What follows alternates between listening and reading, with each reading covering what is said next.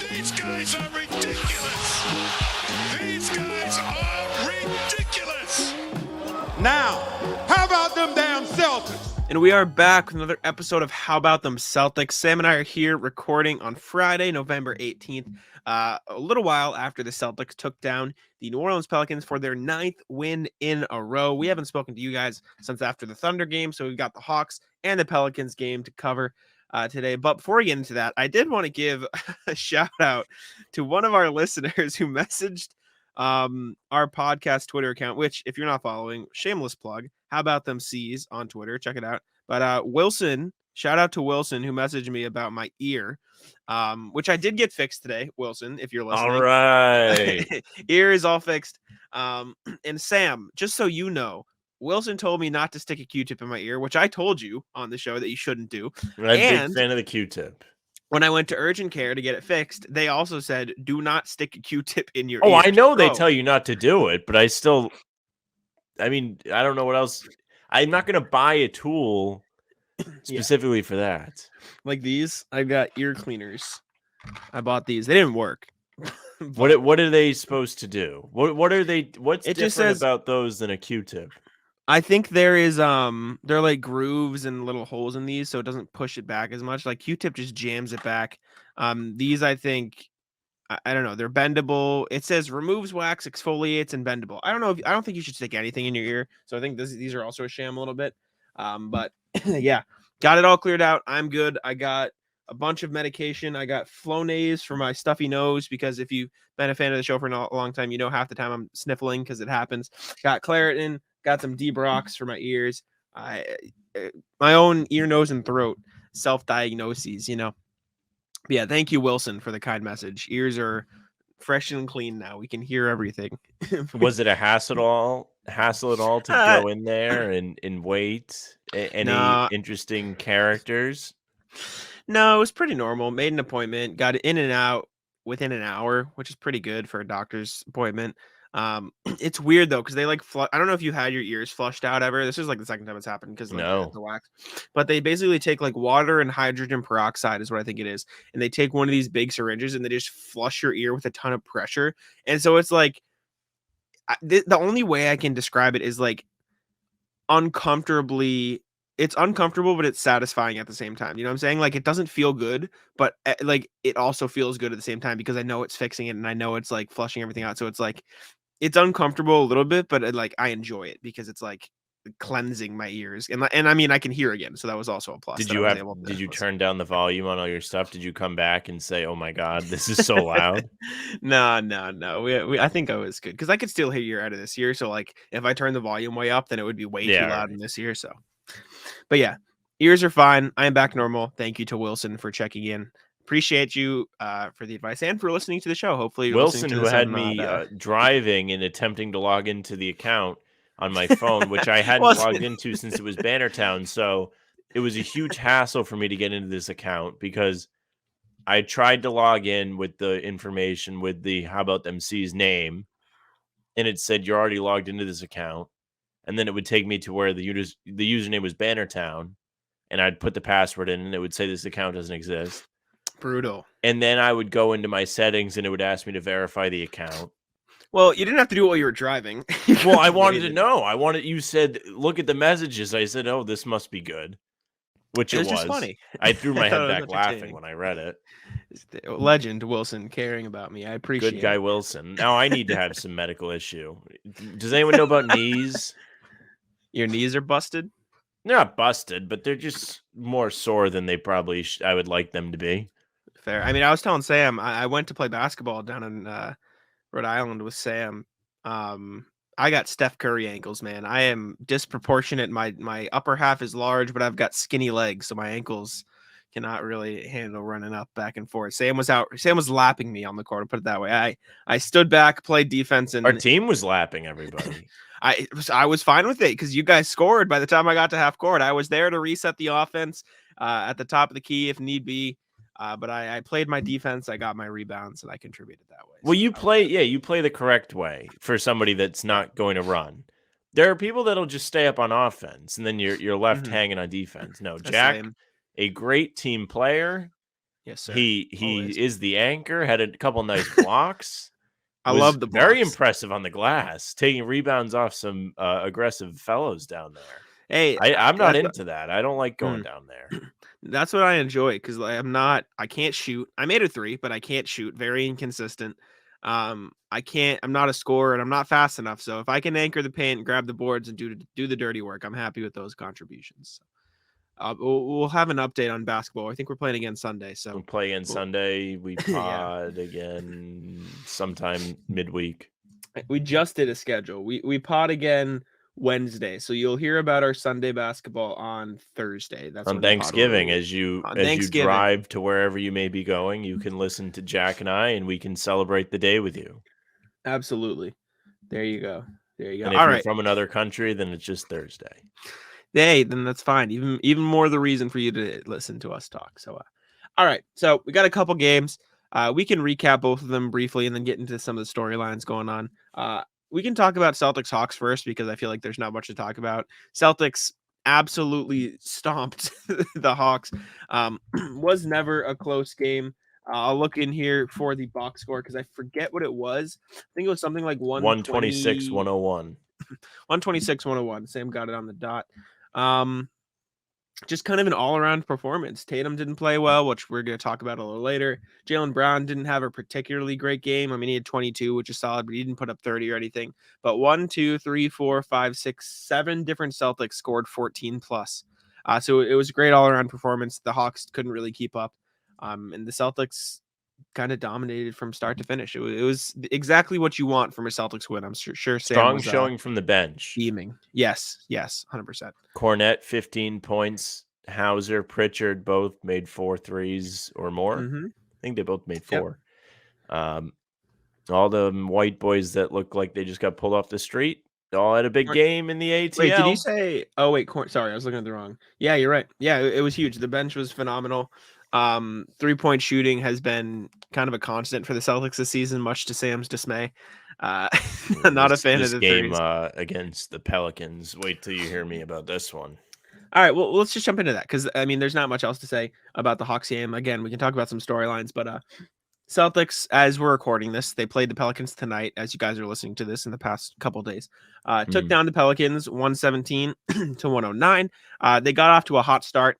Sam tweeted out after they started to blow the lead. It was looking like the Bulls game. They were up by a lot early. Felt on. like They it. started to, they started to close down. I thought it was different because I think in the Bulls game they resorted to some ISO shots. I was thinking of the word.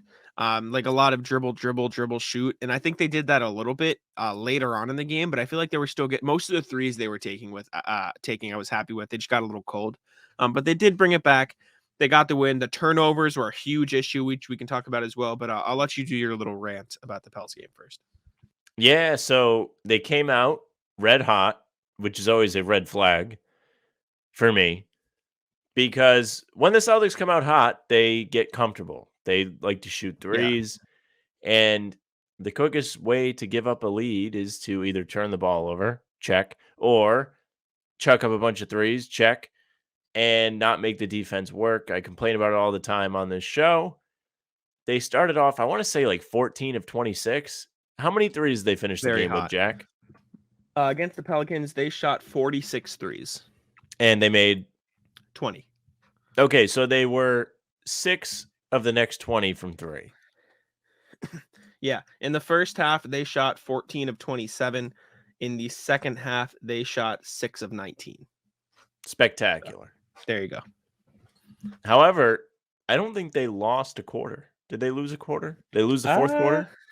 They lost the fourth Take quarter. a look. They did. Summary. Yeah, they lost by 3, so it was close regardless. But yes, they did. They lost the second quarter too. Did they? Yeah, they won the first quarter 40-25. Lost. Oh, that's right. They were up 15. I thought they were up like 7 at the end. End of the first quarter. They lost the second quarter by 5. Won this third quarter by 1.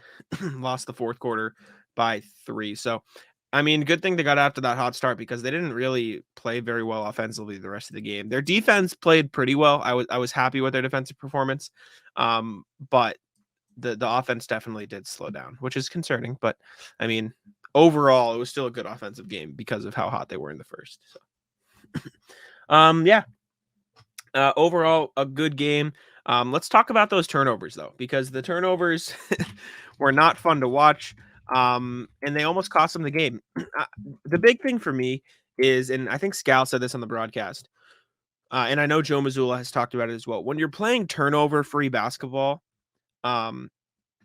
your defense has time to get set, and that improves your defense. When you're turning the ball over a lot, the other team is getting out in transition, scoring a lot, and your defense looks worse, and you're scrambling around. And I think that's when the Celtics are at their best, when they're playing turnover-free basketball. And Joe Mazzulla said,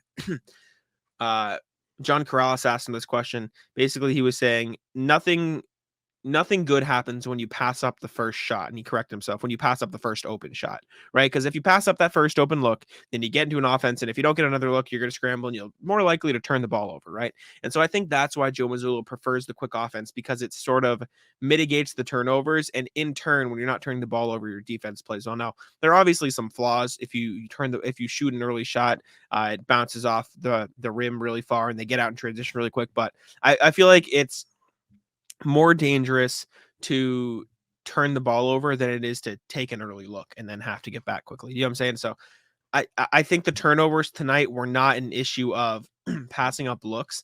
I think a lot of it was, I mean, I can point to two people. It was Jaylen Brown had 6 turnovers, and I thought Malcolm Brogdon had a bigger turnover game. That's because Jaylen Brown had 6 turnovers in the second half, which is why I was off there. He had 7 on the game. And then kind of everybody was just getting lost in this log. Everyone that touched the floor against the Pelicans outside of Luke Cornett and Peyton Pritchard had a turnover. Like the whole team was just getting sloppy. They weren't crashing the glass at times. It just kind of looked like they were getting out of sorts. But Jaylen Brown was the real finals. Exactly. And Jaylen Brown was the big culprit who we can talk about. But felt like I was watching the finals. Yeah, turnovers were rough though. What do you make of the turnovers? And we can talk about Jaylen Brown specifically in a little bit, but like turnovers, what do you think of? Well, the good thing is this isn't a consistent thing for this team. We haven't been on this podcast. We haven't been on the pre-games complaining about turnovers so far this season, which is great. We saw really poor defense to start the season. That looks like it's on the up and up. But again, as far as the turnovers go, it doesn't seem like a consistent thing. Jaylen Brown, as an individual, has been less careless so far this year. He has seemed like he's more under control, and his handle seems a little bit tighter, and he's getting to the basket with ease. Even tonight, he had a couple of real good drives. There was one that he missed the layup, and on the broadcast, Scal was arguing he might have got fouled. It was like a really great drive. He was in transition, read the defense. It parted like the Red Sea for him, and he just got right to the rim, right to his right hand. No problem there. Another great fast break. Horford to Brown, back to Horford was a great run. Ended with that big Al dunk, who was great again tonight. Him and Derrick White both dropping threes, not missing in the first half at all. I mean, what a night from those guys. But the turnovers, just careless. I mean, it doesn't help that New Orleans is a gritty team that has a good defense. Herb Jones was kind of getting in there. Alvarado, those guys are pests. And you saw Alvarado get him a couple times, especially down the stretch. He was a big key why that game was so close. He was fired up. Good player. Would be a good Celtic. Not that they need him. Definitely don't need him. Enough guards. I agree. Turnovers haven't been as big an issue this year. Jaylen Brown is actually the only Celtic averaging more than 3 turnovers a game. 3.3. Jayson Tatum sitting at 2.4. Brogdon 1.9. Smart 1.6. I'm going to cough 1 second. He coughed. You might not see it if you're listening, but if you're watching, you saw it. Watch on YouTube. There's something sneaking up there that was not going to be quelled for long. But yeah, Celtics are averaging the 4th least turnovers in the NBA. So they have the 4th best number in the league, only averaging 13.3 turnovers a game, which is great considering where they were last year. Probably ideally want to be around that 12 to 14 range. I mean, ideally you want to be at 0, but that's not a realistic mark to shoot for. So, and another thing tonight, a lot of turnovers. No Marcus Smart. That could be a factor. Your starting point guard that averages 7 assists and only 1.6 turnovers, not in the game. you were relying on other guys to distribute the ball. Not that that's always a problem. Tatum's done a good job in the 2 games where Derrick White Smart's did a been good out. job. Derrick White was good. He was excellent Mhm. shooting again. Even Jaylen Brown had a lot of assists tonight. He just turned it over a bunch in the second half. But early in the game, he was finding guys out from 3 like almost every time he drove. He was doing a great 100%. job at taking what was given to him. Absolutely. And the biggest thing to note when we're talking about turnovers is the Celtics won by how many points? What was the final score? They won by 8? They 7? won by 8 points, yeah? Pelicans Also, how scored... about the Pelicans fouling when the game was clearly out of Oh, reach? yeah, that was lame. That was lame, but... Sorry. No, you're good. What I was saying is 24 of the Pelicans' points were fast break points. They're the turnovers for you. They had 15 fast break opportunities. They scored on 10 of them.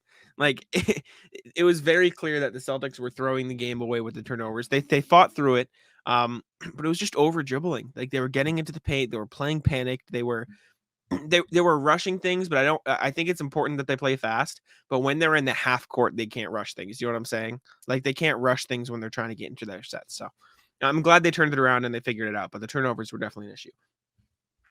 All right, let's talk Jaylen Brown, because you touched on it with the turnovers thing. Jaylen Brown put up good numbers against the Hawks and against the Pelicans. Against the Hawks, he had 22 points, 5 rebounds. Excuse me, no assists, but he had 2 steals. And then against the Pelicans, he had a much more well-rounded game. He led the team in scoring with 27, 10 rebounds, and 7 assists and 2 steals. But against the Pelicans, and if you look back a couple games against the Thunder, I believe it was, there have been times where it feels like he's just not playing the best basketball in terms of like for the team. Like in the first quarter, I guarantee you Jaylen Brown averages the least passes in the NBA, or at least it feels like it. Like Jaylen Brown in the first quarter keeps the ball, he shoots a lot, and that usually leads to like him scoring a lot of points because he's a pretty good first quarter scorer. But like he's just very unwilling to pass the ball at times. And 7 assists is fine for one thing, but in the first quarter, it never passes. And if he's flat, then the Celtics team will be flat. And it just feels like he is reluctant to give up the basketball at times. Sam's been battling internet issues all night. I even plugged in the Ethernet. I did it. I did what they told me to do in the chat before the game. Brutal. Yeah, the passing with Jaylen Brown, like the assists are one thing, but it's just like the ball, he doesn't like the pass, it feels like. You know what I'm saying? Especially in that first quarter, which is what I was saying while you were frozen. Can you repeat that? I'm sorry. I said Jaylen Brown doesn't like to pass in the first quarter.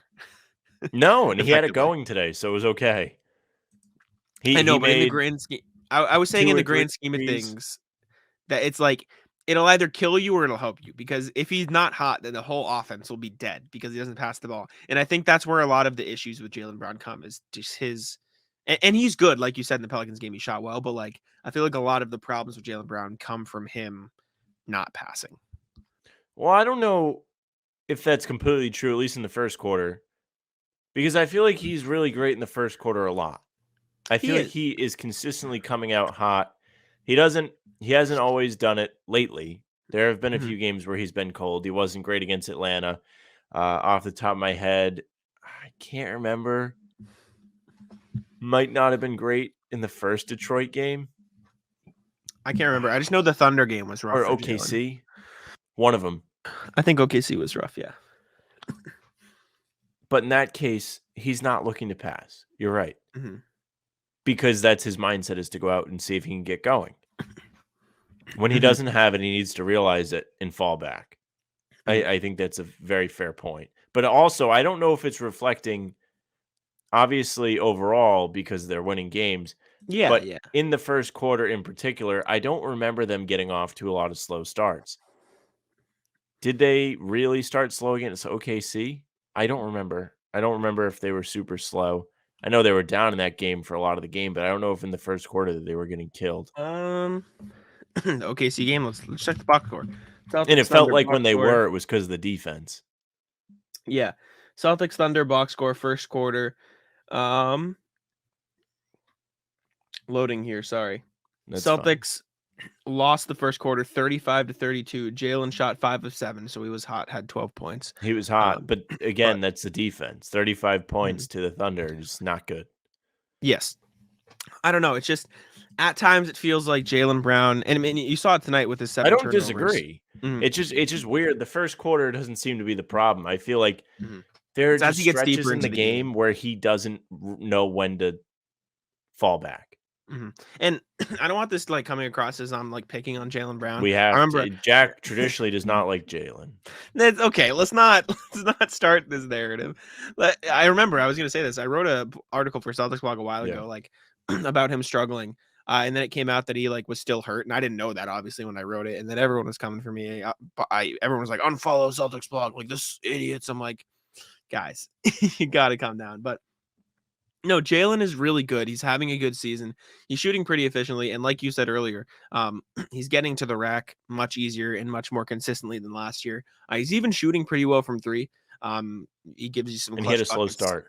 He did. Started slow from three. He did.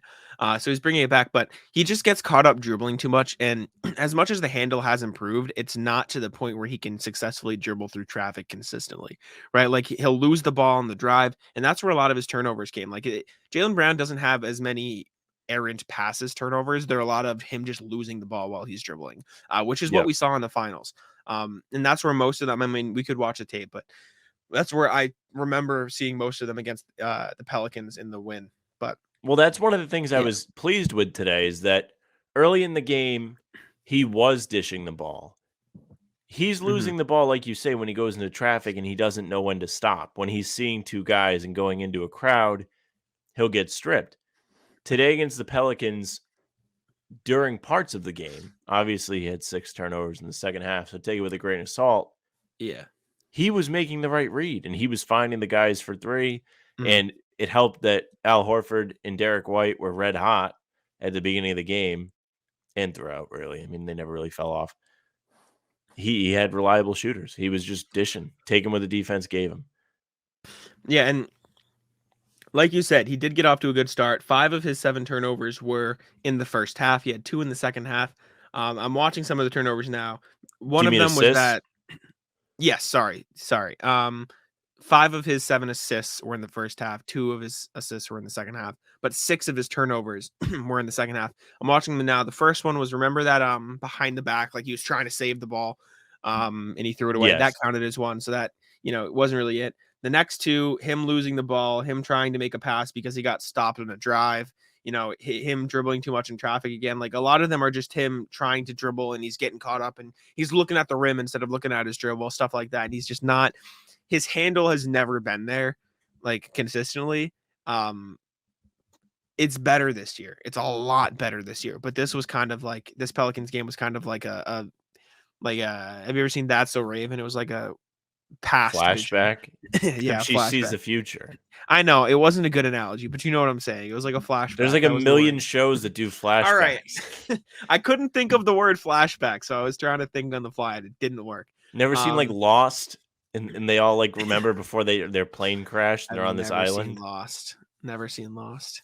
I haven't seen all of it. I've seen enough of it, but they have Sam and I, before we were recording, we were kind of talking about how if you look at the box score, Jaylen Brown's games look really good. But like if you watch it, there are a bunch of these little things that like, I mean, like if he cleaned up his handle and his turnovers, like he'd be all NBA every season.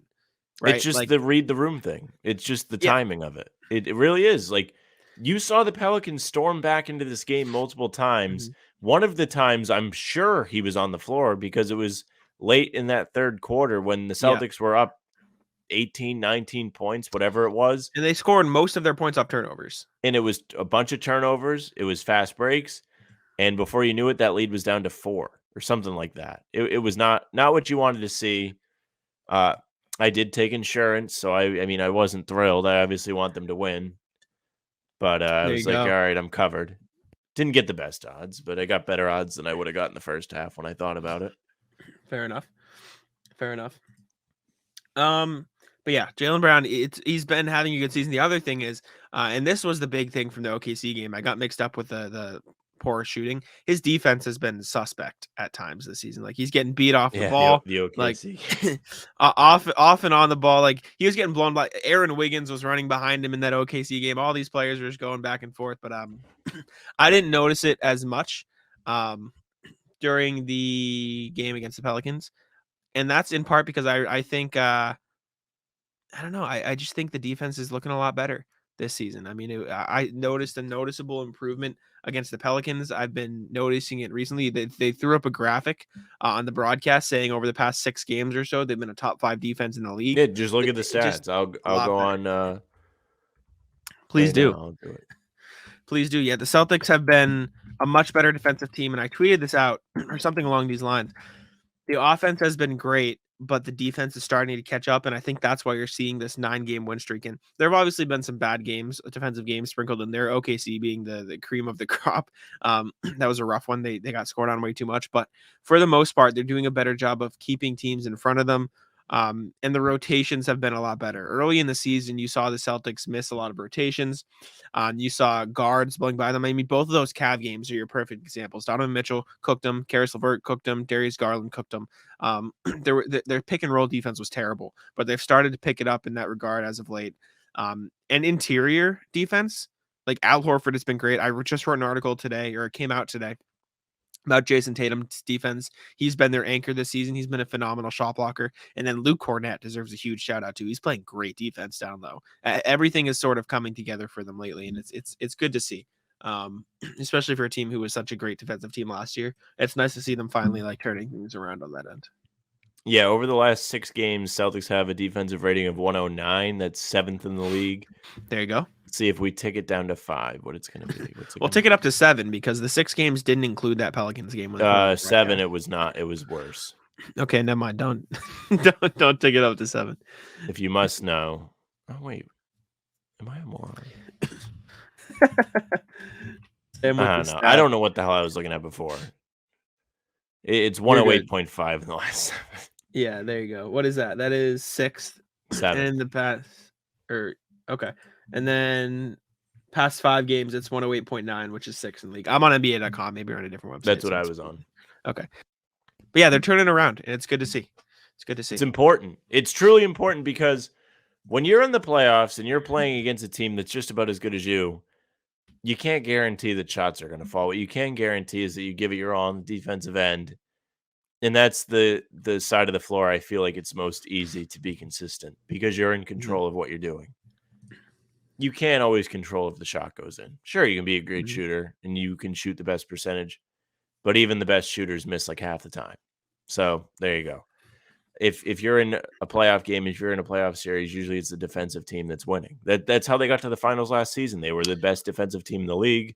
They had the best defensive rating. Yep. Number 1. Got them all the way to the finals, and then it stopped happening, and they lost. Yeah. Yeah, no, you're totally right. It's good to see the defense finally coming around. Like I said this in a couple podcasts ago, I think they really just had to adjust to Robert Williams not being there because they have different pieces, and they had to play a different style of defense. They couldn't just funnel everything to Rob. They couldn't just let guys go and let them block it at the rim. They weren't playing as big because they have multiple guards. And they kind of fixed that. I think, honestly, not that Derrick White's a bad defender, but I think they were able to start mitigating some of the defensive mishaps when they put Grant Williams out there because they could play a little bit bigger, stick him on guards because he's more I'd rather have Grant guarding a guard than Derrick White guarding a center, if that makes sense. Yeah, we talked about this on the pregame a bit today. So if you guys were there listening, then it's redundant. Sorry. But it seems like this season teams have targeted Derrick White in switches because the Celtics still do that. They switch everything, or at least try to. And they try and get him matched up against a bigger player, whether it's a wing or a center, and they take him in the post, and he really can't do much about it. Marcus Smart, it's a different story. He kind of guards 1 through 5 with the best of them, if not the best, throughout the league. Derrick White is just kind of smaller in terms of muscle. I think he's taller than Marcus. Yeah, guard versus he's a guard. He's still a good defender, still plays good defense. Same with Brogdon. But those guys aren't going to cover, I don't know, a Giannis. You can't, and it's not that Marcus is shutting down Giannis, but if you have him on him, you can count on him to get a stop every once in a while. Yes. I mean, or get him to pass. you've seen big men target Derrick White. Like I said, Vucevic, Joker did it. Valanciunas did it a couple times. They used to try big and do that guys. to Smart. They don't do it anymore. They don't post up Smart Mhm. because it doesn't Because work. they know. Speaking of the pregame too, my pregame pick, Grant Williams, hit tonight. I know you have some nice things to say about our friends at Smash Odds. If you'd like to take over. Yeah. If you guys are bettors, you're going to want to follow Smash the Odds on Twitter at Smash Odds. They give out daily free picks. And if you're really a hardcore gambler, you can pay for the premium service, get those premium picks for a monthly charge. Or if you just want them for the day, you can do that too. Saturday, Sunday. For the football slates, you can sign up. They have a Discord. They'll put you in, you pay them, and you get paid out. Follow them at Smash the Odds on Twitter. On our pregame show this year, they give us a pick every show. 8-4 so far on the days we've had picks from them. Good record. My record's not so good. Jack, probably better than me. I think I've only missed on one. And I remember being mad because it was, I forget which game it was. I had the over and it lost by 2 points. Yeah. I had the over on a game as well. It was, I forget which one it was. Because I remember I missed it by half. I missed the over by like, it was like 127.5. And it came out to, oh yeah, it was the Atlanta game, I think, or 227. I remember it, whatever it was. I guess like over 227. I remember they were really banged up. So maybe it was the Pistons game. I think it was. And I had over 225.5 and it finished at 225. And so I was not happy that it missed, but yeah. Yeah. But make sure you follow them. If you sign up, tell them the two handsome guys talking about the Celtics sent you. We will appreciate that very much. Please do. How about them Celtics? How about them Let 'em know. Celtics? We're here. And I got to tell you, the worst beat definitely had to come from Devin from Smash the Odds. We went to the game against the Nuggets. He had Jaylen Brown over points. Brown had one of those big first quarters. Might have had 14 points, and he missed it by 1 point. And in the fourth quarter, Tatum and Brown are on a fast break. Tatum does a behind-the-back dribble fake pass to Brown and takes it himself. And then they get subbed out. Brutal. Horrifying scenes in the balcony. Not fun at all. I remember my friend Danny, who you'll remember if you're a very early listener to this show. He was betting soccer once, and it was a tie game or something. And so he just like, I forget what it was exactly. I don't know if he bet the over or a team to win, but they won in, or maybe there was something along the lines of they won in overtime or extra time, but since they didn't win in regulation, he didn't win the bet. Yeah, that's how it works. That's ridiculous. You bet 90 minutes because you can bet win, loss, draw. That's awful. So he was very upset. He was very pissed. Anyways, circling back, get back around to the Celtics. We have to talk about Derrick White because that is the story. That is, I mean, if you watch the Pelicans game, you know, I think he was good in the Hawks game too, if I'm remembering correctly. Yeah, he had a good game. 16 points, 5 rebounds, 10 assists against the Hawks on a night where Marcus Smart, Malcolm Brogdon weren't available. Then he followed that up with a season high, I think, 26-point performance against the Pelicans. He's shooting insanely well from three. I'm going to look at his recent numbers just because I'm curious to see how well he's been playing over the past 5 games or so. Over the past 5 games, Derrick White is averaging, 16 points, 2.6 rebounds, 4.8 assists, 1.2 steals, 1.2 blocks, shooting 49% from the field and 48% from three. He's been on a burner, played extremely well in the Celtics last 2 games, and he was, I think, the main reason they won against this Pelicans team. He's been on fire. Everything you would have wanted from him this season and more. Yeah, him becoming or getting back to being a better shooter is huge for this team. Last season in the playoffs, he wasn't super reliable from beyond the arc. Before he got to the Celtics, throughout his career, we talked about this, Jack, at the trade deadline. You pointed this out. He traditionally shot up towards 40% from three. I don't remember what it was exactly. It wasn't even that. Was it more than that? No, it was worse. He shot like 36% before that. Like he shot for his career. Yeah, 34, 36, 35 in his first. Like, I Okay. mean, he shot 60% his first season, but that was on 0.8 per game in 17 games, so I don't count that. But like, he was like a 35% shooter consistently. Okay. Struggled the season the Celtics traded for him, and now he's a 40% shooter. Like, it's insane. We heard on Twitter, saw the reports that he'd been working on his jumper all offseason. We're seeing it with our own eyes now. He looks super confident. He's taking jumpers with guys in front of him. He's got a quick release.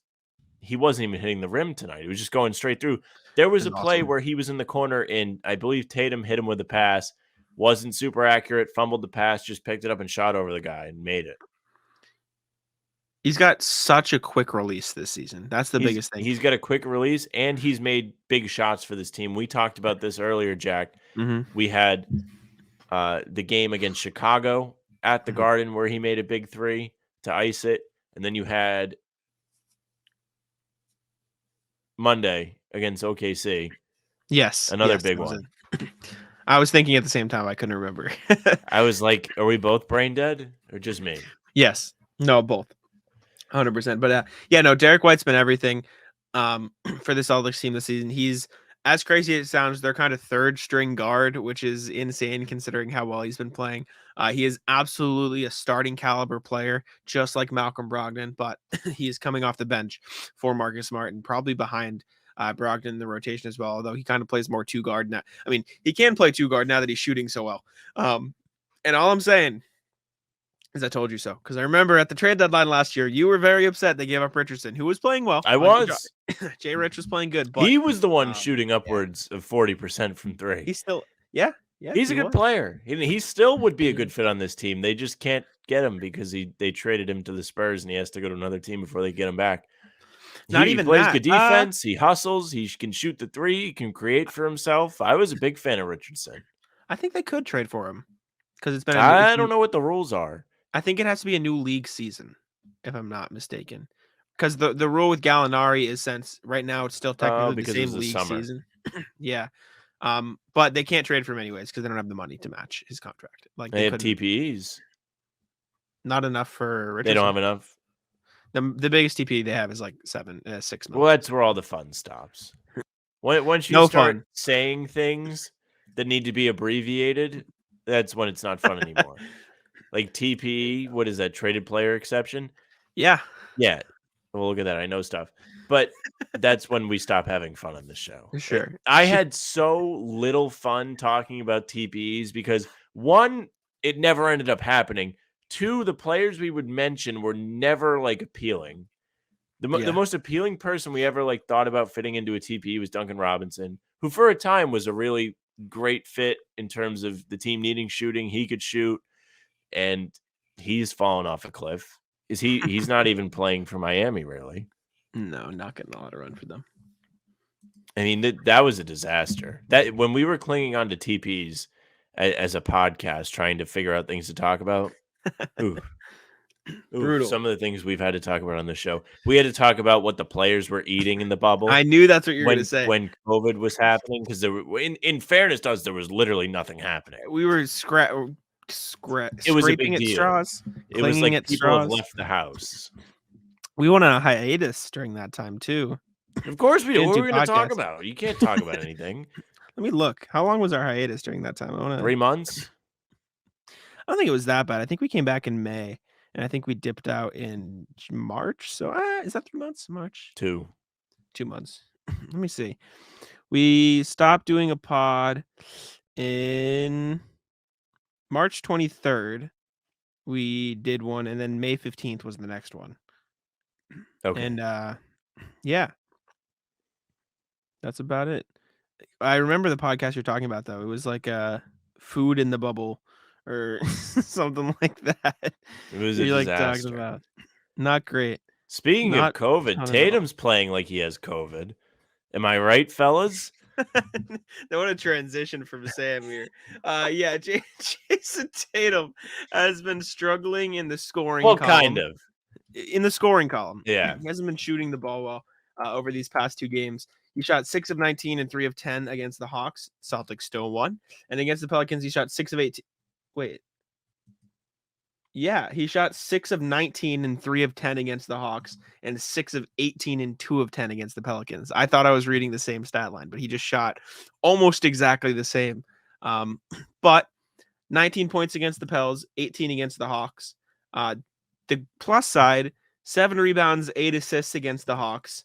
7 rebounds, 10 assists against the Pelicans. So unlike Jaylen Brown, who I've probably picked on enough for this podcast, Jayson Tatum is contributing in other areas, while also not turning the ball over. And he had 3 against the Pelicans, which isn't great, and 2 against the Hawks. Both of those numbers are like pretty normal for a guy with the ball in his hands as much. And again, circling back, I don't want to pick on Jaylen Brown. I like Jaylen Brown. I do. He's great. He's been great this season.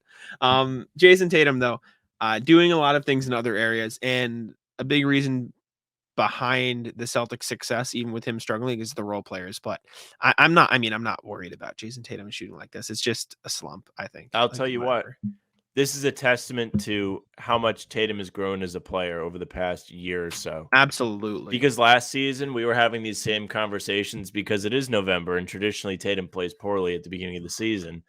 This season that has not been the case until now. Last season the team was losing games when he was playing poorly. This season, they are winning games when he is playing poorly, also a testament to the other players in the team. However, he is finding ways to impact the game besides scoring if he's not able to score. And he's also getting to the free throw line at a higher clip this year, which makes him more effective. It's great that he's setting up his teammates with assists. He had a double-double tonight, if I'm not wrong, right? Yeah. Did he have a double-double with assists? Good for 19 him. points, 10 assists. Last season, the first kind of little glimpse we got at him impacting the game without scoring was rebounding. He would really hit the glass hard. It was a team that struggled to rebound. He was like, all right, if I'm not scoring, I'm going to go get the ball. Today, he's creating for other teammates. He's like, okay, it's not working for me. I'm still going to throw up 10 threes. However, I'm going to take advantage of how much attention the defense play. Can we speak English, Sam? Yeah, let's go. Dude. I've been up for, I don't know, what is it, 18 hours? I don't know. It's not that much when I say it out loud. When the defense pays attention to him, he takes advantage of it and finds his teammates. We got it out. All right. I'm done talking before I start slurring my words again, dude. There you go. Got it. Yeah, no, Tatum's been great. You kind of saw glimpses of him taking over as a playmaker late in the season last year. He's actually averaging less assists this year than he did last year, but you can see the numbers starting to ramp up as and a big part of that is because he wasn't missing early in the season. Like, he was on fire. But now that shots, I don't care what you do. Yeah. As long as you're not like hurting the team, like, well, another actually, guy. That kind of contradicts something I remember you saying a year ago. You said, I don't think it would be good if Jayson Tatum averaged 30 points. I vividly remember you making that argument. The reason I said that is because if he's averaging 30 points, that means everyone else is not doing things. He's averaging 30 points now, and the team is a wagon. Jaylen Brown's also averaging like 25, 26 points a game. You've got other guys, Derrick White scoring 26 points on a given night, Al Horford going off on a given night, Marcus Smart putting up double-doubles. You've got off the bench Hauser coming in and scoring 24 points against the Knicks. Or no. It was whoever they played after the Knicks. I can't remember off the top of my head. I'm so tired. Nuggets. No, it wasn't the Nuggets because it was the Pistons. He dropped a career high against the Nuggets, though, didn't he? No, he didn't. I was there. I was there. He didn't. I'm telling you right now, he didn't. Nah. We got to settle this. Do it. Look it up. I'm telling you right now, you're wrong. Was it against the Pistons? Shoot. No, now I'm going to look like an idiot when I'm wrong. Shit. Let's look at Hauser box scores. Most points of the season, 24. Yeah, against the Pistons. God damn it. I was there for back-to-back games. I got them confused. Give me a break. See, I only went to one. Well, I went to two, but they were a week apart. He did drop a career high against the Knicks, but it was broken in the Pistons game. Yeah, so you were correct twice in a week. Twice. Yes. And then he had 15 against the Hawks, and then 6 against the Pelicans. We can talk about Sam Hauser briefly now too, except not his offense. No, let's talk about his defense though. Yes. It cooled off. He shot 205. That's normal. His defense, though, teams are consistently picking on Sam Hauser. The Pelicans did it a ton. Comical. I remember, what did you say? comical, dude. It's It's funny. so funny And because they're not learning.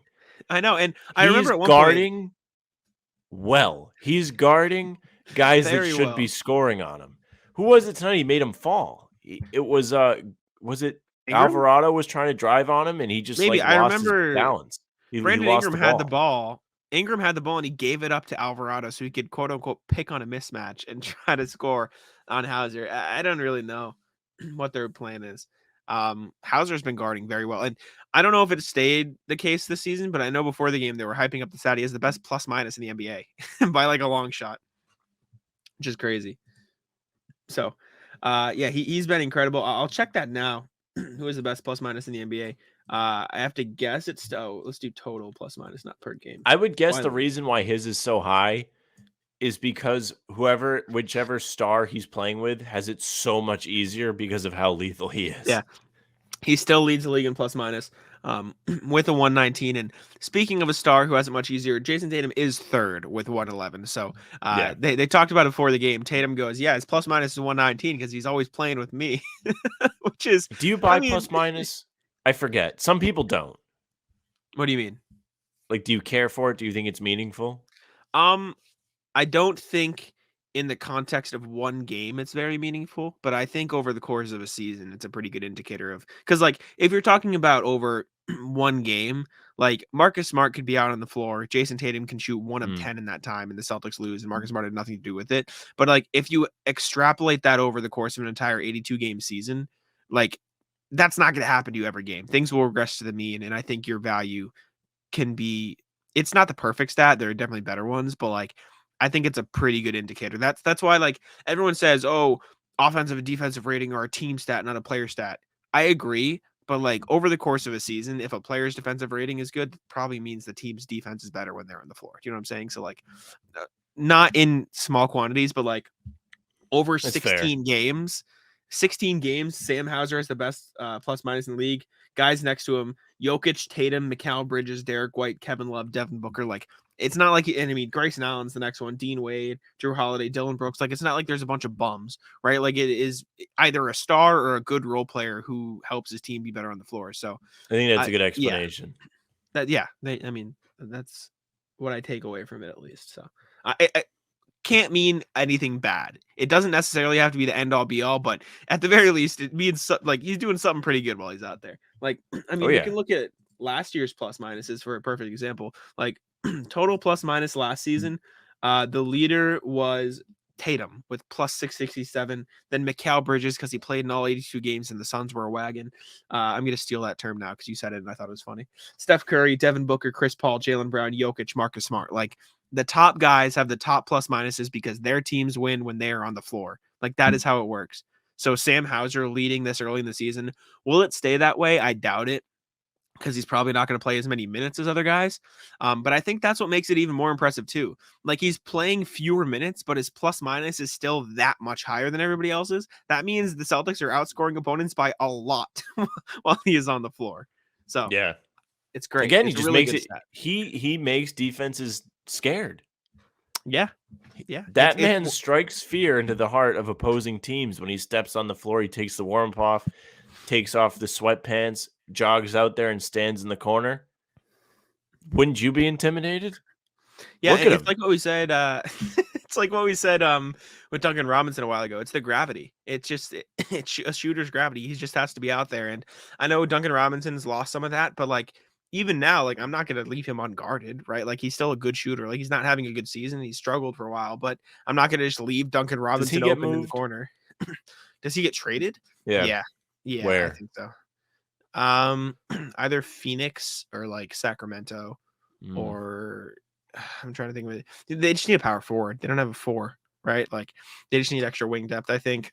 So for like Sabonis, You look at Harrison Barnes, Jay Crowder. I mean, how desperate do you want to get? Would they do like? I guess they don't have another contract. I was gonna say, do they do like Duncan Robinson and something else for Tobias Harris? But I don't even think they can match that money. Yeah. all these teams, they're just trying to shake it up. Look at the Celtics. Yeah, well, that's what they're doing. They're saying, "Oh, we're not as good as them." Yeah. I mean, the Celtics. We were saying this before we got on. Celtics are It's early in the season, but they are 1.5 game above the Bucks. They have 81.3 or 0.813 win percentage. The Bucks are there, but those are the only two teams above a 70% win percentage. Like Blazers and Jazz and Grizzlies 10-5, 11-6, 10-6. Like there's a bunch of parity around the league in terms of like the gap between the 3 seed and the 9 seed in the East is 1 game. The gap between the 1 seed and the 9 seed in the West is 1.5 games. The gap between the Celtics and the 3 seed is 3.5. There's plenty of time. I know. And they've played 16 games. I know. I was just going to say there's plenty of time for them to blow it. There's plenty, knock on wood, there's plenty of time. No, I'm saying it's impressive that they're up that big already. Oh, yes. It's crazy. They're like slowly. I agree with that. Like they're the team. A lot of season left, but yeah. My. Yeah. 1.5 games of Milwaukee. What's the word? Wagon. They're a wagon. You ever have wagon wheels like the pasta? No. Very good for mac and cheese. I got to tell you, the cheese gets stuck in the little spokes of the wheel. I have had those. I just know that they were called. That's fire. What did you call them? I don't know. I haven't had them in a long time. Pie charts? No, I didn't have a name for them. But I've had stuff similar to that. They remind me of like the shaped mac and cheese, like the Kraft shapes, which were infinitely better than this normal penne, not penne, whatever the fuck they are. Little macaronis, yeah. Macaroni, that's the word. Macaroni. Whatever it is. Elbows. Yes, no, very good. Very fire. Only other thing I did want to mention, we don't have to go in depth. Al Horford looks phenomenal. I mean, shout out the man. He was 4 for 4 from 3 in the first quarter. Against the Pelicans, he finished with 18 points, 7 rebounds, 2 assists. Against the Hawks, I'm pretty sure he had a good game as well. He put up, I lied, he had 7 points, but he did have 11 boards and 4 assists. A few games ago, he's had a career high for threes, 6 threes. There was the Nuggets or the Pistons game. Clearly, can't differentiate the two, but it was one of those two because I remember I was there. He looks great. He looks like he's like 26 again, and he's 36, so it's great. He's really adapting to his age. He's adapting to today's game, and he's doing it well. And he's still hitting the glass. Those rebound totals are impressive. This is a guy, when he was an all-star here in his first stint, was averaging like maybe 7 a game, maybe. Points he was or like rebounds? 15-7, 15-6 maybe. If I'm not wrong, he was not the guy crashing the boards. He averaged 14 points, 7 rebounds, 5 assists, and then his lone all-star season in Boston, he averaged 13, 7.5, and 4.7. So there you go. There you go. Him hitting the glass like this is something you should be excited about. It's going to be even better for the team when Rob comes back because you're not going to be giving up offensive rebounds as much. At least you shouldn't be. Yeah. Which to me is a killer thing. I just hate that watching. It's been a lot better lately. It has been. And they've actually been crashing the offensive glass. I know you tweeted about that. Yeah, they were awesome today on the offensive glass. I was like, this is fantastic being on the other end of this. Mm-hmm. Yeah, no. Watch the other team get drained, demoralized. They're getting frustrated. That's what was happening all throughout the playoffs last year, and they made the finals. Imagine if they just like weren't terrible. I know. We don't have to talk about the finals anymore, though. That's a dark time we don't have to go back to. But the only thing. Oh, I was going to say this first. Al Horford also talked about it, how it was somewhat difficult, but he's starting to adapt to being a shooter rather than like a post player. And he has been in the post and getting down there a little bit. Not later, as but consistent he's from the post. No, but he's focusing on threes a lot this season, which I know you might not love, but he's averaging 4.5. If he makes them, I don't care. Yeah, he's shooting 44% from deep this year, which is. I really just want the creators to drive. I don't like when the possessions don't have a drive in them because it feels like you're settling. Especially when it's early. I understand the emphasis might be early offense, which is fine. But when you're on the wrong end of a run, sometimes you need to slow down and make sure you get a good look. And I feel like that doesn't happen very often. That's why we've seen them let teams back into games. It feels like every time they get a lead. The 3 games they've lost, Grandy brings it up every time he does the call. They were up by 12 or more, and they blew leads in all of them. Yeah. Only lost in regulation once, though. Yeah. How's that for you? The only thing I will say that's, I don't want to say concerning, but something to monitor. He is playing Al Horford more minutes per game than he was last year, which make is sure not he's in shape. something. Whip him into shape there. Not something you expected. But Joe Mazzulla did talk about it, saying he's in shape, he is good to go, and we plan on playing him like that. Like he seems fine, which is good. But Well, it's also just not like for nothing. Of course, he's playing more minutes. Rob's out. sure, They're like, this is not like for you, but like, and it's only 2 if more I was minutes. Joe Mazzulla, that's what I would say. Be like, dude, like Rob's out. What do you want out of me? It's fair. We don't have to talk about Rob because we touched on him in the pregame, and he's still on track. I mean, you had Sherrod's reporting saying he's close. Today's 8 weeks. Well, yesterday when you listened to this, it was 8 weeks since the surgery. So timetable was 8 to 12. You're in the window. I'm still betting early January, but if it's sooner, it's sooner. I don't care. Doesn't matter to me. They keep winning. Why? I really don't care. Because the Celtics are a wagon. I love that wagon. word. That made me laugh. They're wagon. They get out of the way. They get the horses pulling the wagon. Yes, sir. They've got Joe sitting in the wagon, and Wick, and Gorman calling half the games. Mm-hmm. There you go. I like Grandy though. Oh, I was gonna say,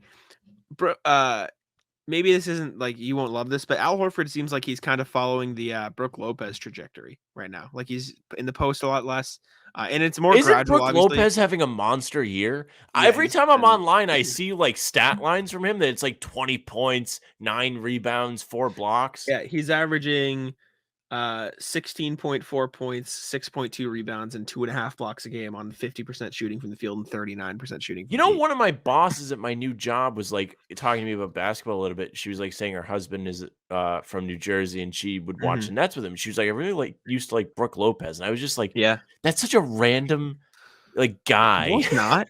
No, he's the all-time leading scorer in Nets history. He was. But Brooke Lopez, it was just such a fun. Hello? It was so random to me. You froze for a sec. I didn't hear something. I know. Welcome back. I just no, yeah. I mean, he was the only star they had for a while. So, you take what you can get. He was an all-star in Brooklyn. Averaged 20 points a bunch of times. He was good, and he's better. He's phenomenal now again. So, shout out Brooke Lopez. But, anyways, I think that covers everything I want to talk about. Anything else you had before we get on out of here? No, I sure would like to go to bed. There you go. Well, we'll let Sam get to bed. We do it for all of you, all six. Yes, all for you. And again, shout out to Wilson for helping me with my ear. Before we go, we're experimenting. If you're not watching the pre-games, get over to watch the pre-games. I forgot. It's on forgot about this. What, the Discord? I already forgot about it. It's fine. It's on the YouTube channel. Check out the pre-games because we'll talk about it more there because there's more regulars there, and we don't really have a direct way with connecting with you guys yet, but we're going to look into, I think I already have started it, but we're going to start getting up and going. Discord, just in case Twitter crashes and burns. How about them Celtics Discord for us to chat? You guys can throw questions and topics for podcasts in there. We'll put a live game channel in there for us to text, a live game voice channel if any of you guys want to come together and watch the game. Maybe we'll drop in from time to time. General chat, podcast chat, where we'll drop our podcast. So you'll have the links there so you can always see when we drop a new show, the shorts and everything like that. So yeah, it should be like, we'll try to create a community there. Celtics community, get together, watch the games, or at least, talk about the games while we're watching the games. And yeah, so check out the pre-games because we'll plug it more there where we have some regulars who we can directly chat with and connect to. But yeah, it should just be How About Them Celtics on Discord. I know we'll have to create a link, and those will be pasted below the YouTube videos and the podcast. So we'll find a link for you, but just keep that in your back of your minds. We're going to try to create that. And so Sam can sleep, I'll let him wrap up the show. Thank you very much for listening or watching. If you're watching, you're on YouTube, perhaps on Guy Boston Sports, perhaps on How About Them Celtics pod. Regardless, leave a like, a comment, subscribe. We're really trying to raise that number up towards 1,000 on our channel. It's getting there. A lot of work being done over the last month or so. Jack and I were talking about it. Good production from the fans. We appreciate it. Keep working hard. Good minutes. If you're listening and you're not on those, if you're on whatever streaming service, that's great. Follow us. Make sure you get all the latest pods. Leave a nice comment, nice review. If you don't do that, you can get the pods at How About Them C's on Twitter. Jack will tweet them from there. It's also Instagram, TikTok. How about them C's? You can get the shorts there, the short clips. I'm sure we'll have some from today. Don't know what they'll be just yet. You can follow Jack on Twitter. He's doing all kinds of stuff, writing. He's got his own pod, Simone NBA show for Heavy. It's all there at Jack Simone NBA, and I'm doing all that but less at Sam LaFrance NBA. That's it for us. Bye. Tic-tac-toe.